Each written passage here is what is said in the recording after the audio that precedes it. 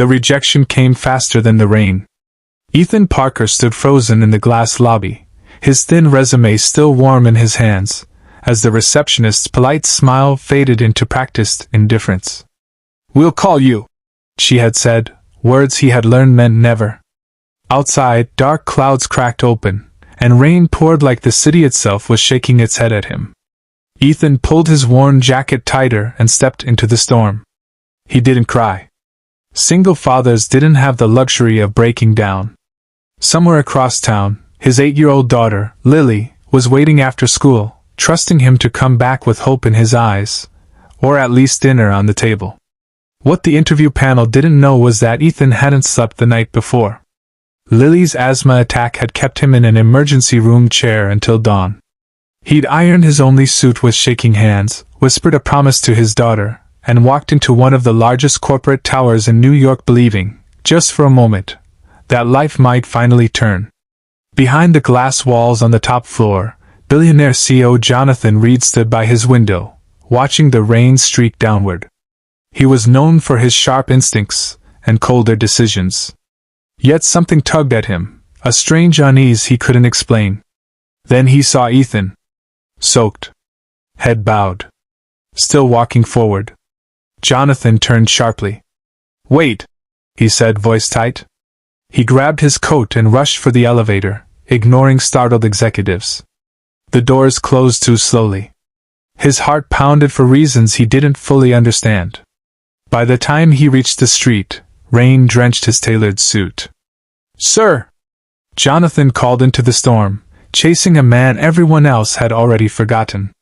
And in that moment, both their lives were about to change. Ethan didn't hear the footsteps at first. Rain hammered the pavement, blurring the city into streaks of gray and silver. His shoes squelched with every step as he replayed the interview in his head, the polite smiles, the rushed questions, the quiet judgment when he mentioned needing flexible hours. "Sir!" The voice cut through the storm. Ethan stopped and turned. A man in an expensive suit was jogging toward him, rain plastering his hair to his forehead. For a split second, Ethan wondered if this was some cruel mistake. "I'm Jonathan Reed," the man said, catching his breath. "The CEO." Ethan blinked. Of all the people to chase him into the rain, this was the last he expected. I'm sorry, sir. If I forgot something." "You didn't," Jonathan interrupted. His voice softened. "I did." They stood there, strangers under one umbrella Jonathan had borrowed from a security guard running behind him. Cars hissed past, splashing water at their feet. "I read your file again after you left," Jonathan said. "Your experience is solid. But what caught my attention was the note at the bottom." He hesitated. "You asked if the company offered emergency family flexibility." Ethan looked down, embarrassed. "My daughter comes first," he said quietly. "If that costs me the job, I understand." Jonathan felt something shift inside him. Years ago, he had chosen boardrooms over bedtime stories, profit over presence. His success had come at a cost he rarely admitted. "You know," Jonathan said slowly, "most candidates try to look perfect. You chose to be honest." Ethan gave a small, tired smile. "Honesty doesn't pay rent." Jonathan nodded. "No. But it builds something better." He reached into his coat, pulled out a card, and pressed it into Ethan's palm. "Come back tomorrow morning," he said.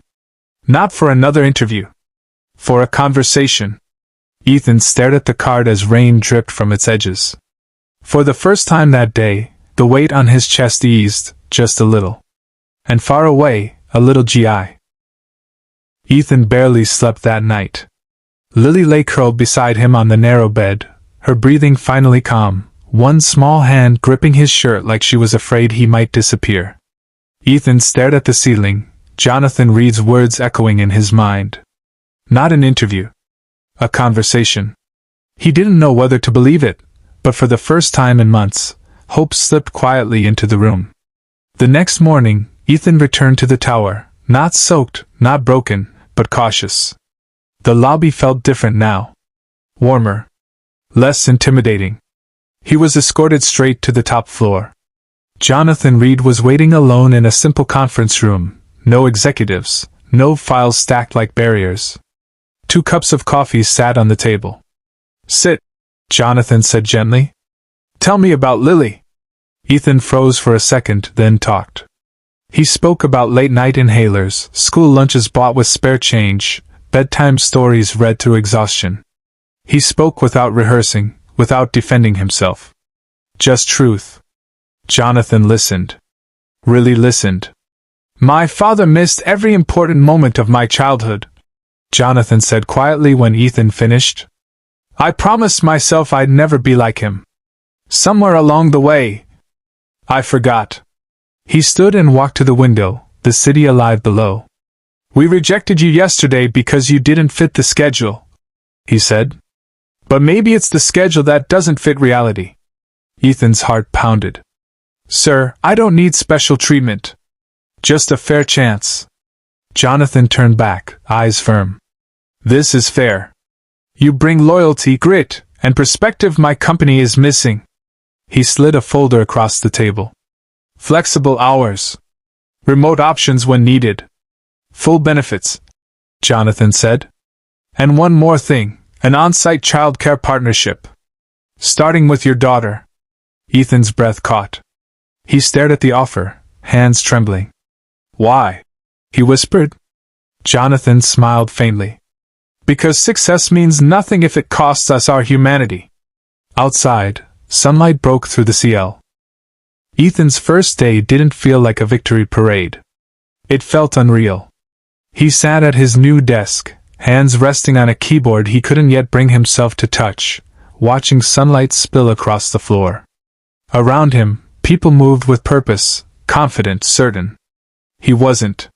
He was still the man who counted coins at grocery stores, still the father who woke up afraid of tomorrow. At noon, his phone buzzed. "Dad, guess what?" Lily had typed with help from her teacher. "They have a room just for kids. And they let me draw on the wall." Ethan smiled so hard it hurt. Later that afternoon, Jonathan stopped by unannounced. No assistants. No entourage.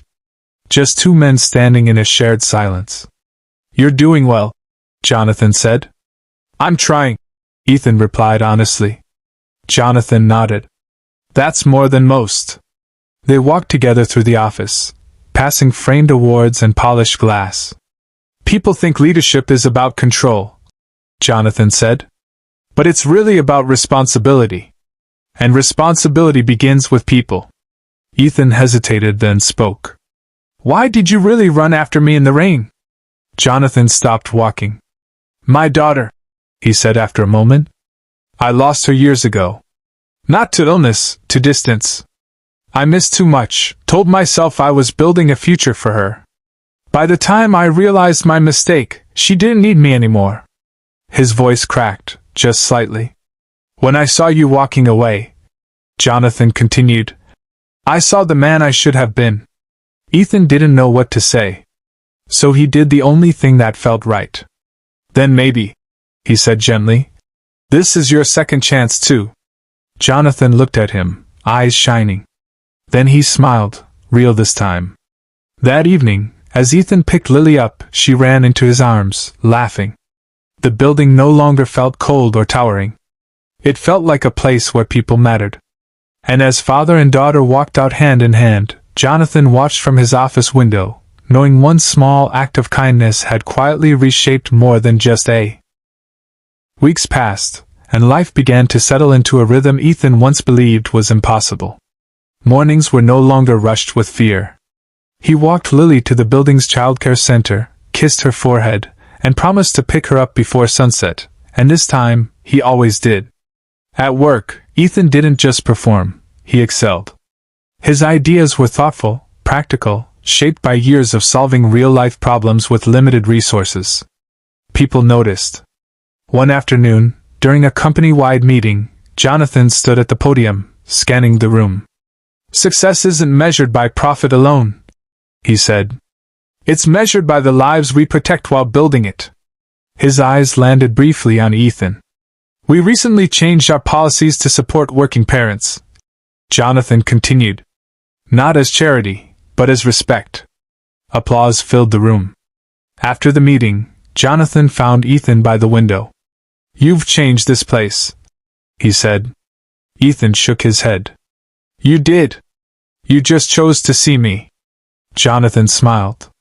Sometimes seeing one person clearly teaches us how to see everyone. That night, as rain tapped softly against their apartment window, Lily curled beside her father, clutching a new coloring book. Daddy, she whispered. Are we okay now? Ethan pulled her close. Yeah, sweetheart. We are. Outside, the city moved on, busy, indifferent. But inside that small apartment, warmth lived where fear once had.